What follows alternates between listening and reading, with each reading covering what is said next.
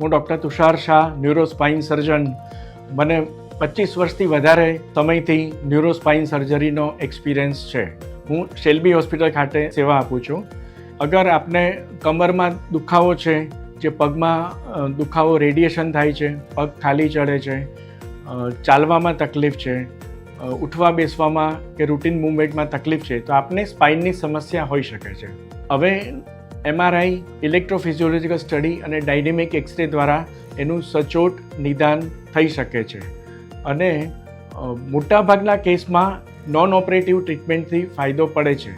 પણ જ્યારે આ બધી તકલીફ વધતી જાય, ચાલવામાં તકલીફ પડે, પેરાલિસિસની શરૂઆત થાય અથવા તો અસહ્ય દુખાવો હોય, તો એવા સંજોગોમાં સ્પાઇનલ કોર્ડ પર, કરોડરજ્જુ પર દબાણ છે, પગની નસનું દબાણ છે, તો એન્ડોસ્કોપી દ્વારા મિનિમલી ઇન્વેઝિવ સ્પાઇન સર્જરી દ્વારા દૂર કરવામાં આવે છે.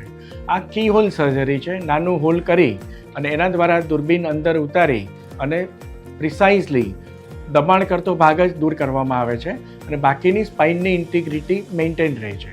એટલે બીજા સ્પાઇનને ડિસ્ટર્બન્સ થતું નથી. ઝીરો ટેકનિક છે જોઈન્ટની અંદર, આ એને સિનોનિમસ કહી શકાય. આના ઘણા જ ફાયદાઓ છે કે પેશન્ટ બેક ટુ નોર્મલ બહુ જ ઝડપથી નોર્મલ વર્ક માટે આવી શકે છે.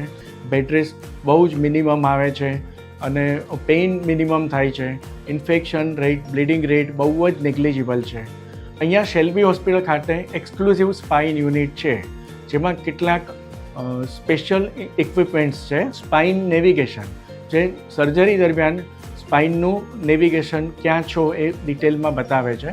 ઇન્ટ્રાઓપરેટિવ મોનિટરિંગ, જે નર્વ્સનું મોનિટર કરે અને નર્વ્સની સેફટી વધારે છે.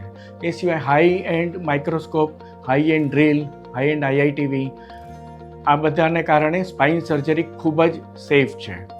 આપને અગર કોઈને સ્પાઇનની સમસ્યા છે તો આપ શેલ્બી હોસ્પિટલમાં સ્પાઇન યુનિટમાં મારો કોન્ટેક્ટ કરી શકો છો, એવી મારી સલાહ છે. Thank you.